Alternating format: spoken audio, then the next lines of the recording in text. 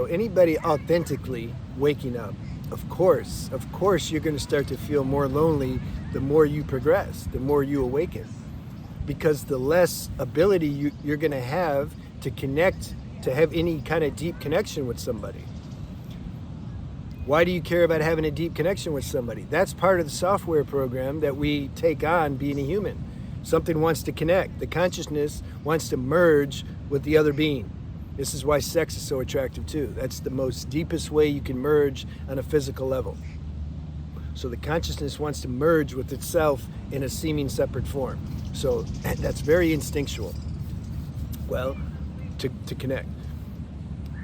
Well, if you start to, the higher you get, the harder it's going to be to connect. Like if you're a collective mainstream person, oh, you just go outside and everybody's talking the same software programs are running, and so then everybody's like, oh, yeah, whatever they do.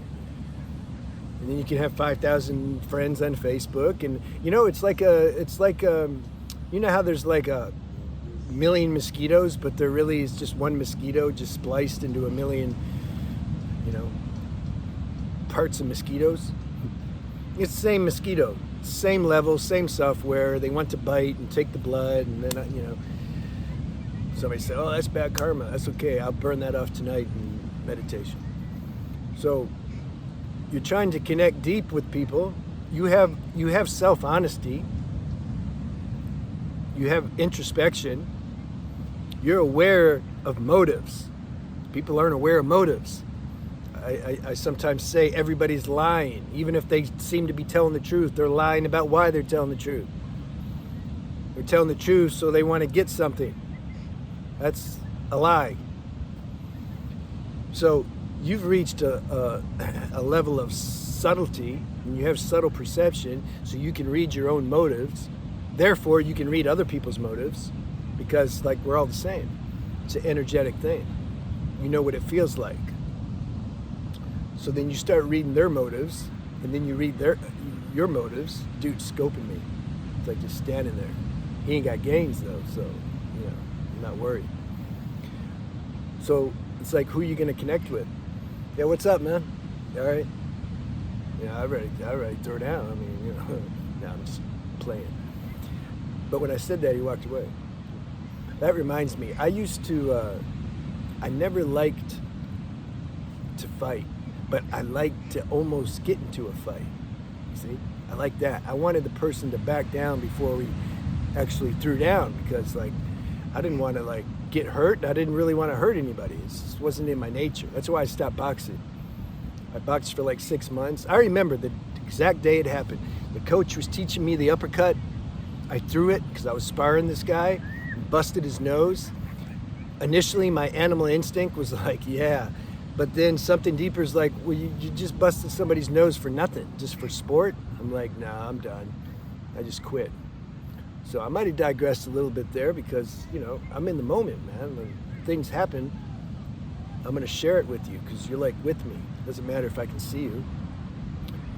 Damn it, though. When I do that, I lose my spot. But then it always comes back. But each time I act like I forget that I'm going to remember. This is how life likes to play. So you're in touch with your motives. See, this is what I was talking about. And you're in touch with other people's motives, but they're not. So you can't connect with them. So then something feels like, geez, man, damn. Now, be aware of this, subtle introspection, right? This is the core of this channel, subtle introspection. Because when you become aware of all this stuff, awakening's automatic. It's automatic. You can do meditation and self-inquiry forever. But if you don't have this level of introspection, it's like you're just doing some gymnastics. It's not really going to work. Your mind's not open or pliable enough to assimilate what these spiritual practices are trying to bring you to. Introspection burns. It burns all these egoic infrastructures that are hiding in your mind, keeping the light from entering into your being, so to speak. This is why I'm a proponent. Introspection, self-analysis, shadow work, whatever word you want to call it. So you have this this tendency to connect with people, and then when you can't do it, be aware of this. This is what I'm asking. Because I did it. That's how I know. I used to be resentful at people. I'd get mad at them. And if you asked me why, I'd say because they're stupid. That's why. Everybody's stupid. He's stupid. Remember that movie, Operation... I always forgot, with... I don't even remember the actor now. Comedian. Ben Stiller. Yeah. Operation... Yeah, you guys know. Reminded me of that of that line. So you're trying to connect.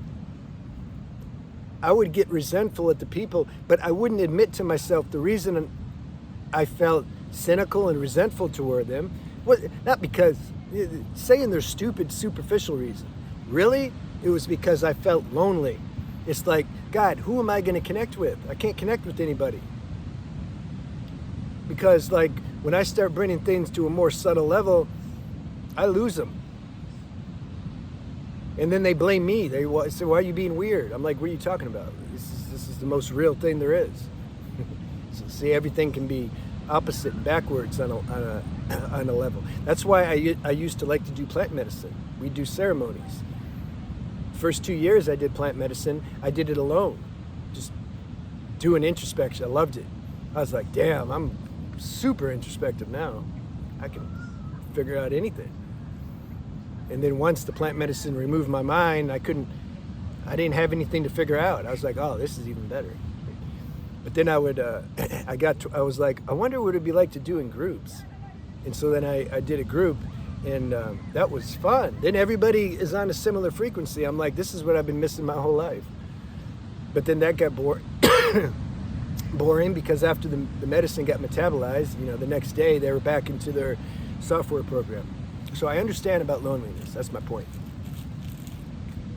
But catch yourself and see, discover if there's some resentment there that you have toward people. You got to do that. You got to discover that. And then when you admit that and you want to be free of that, you'll start to realize intuition's going to help.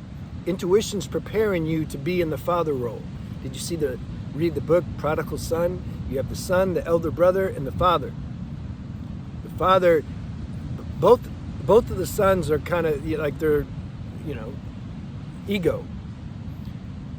The little son, the little brother, at least his ego's more obvious. He's like addict. He reminds me of me. The elder brother is more the passive-aggressive, kind of like condescending, arrogant, like calculative type person. That's like the worst ego. The father understands both. He didn't judge either one of them because he knows those stages. Father doesn't expect them to understand him. He's living the St. Francis prayer. God, help me understand rather than be understood.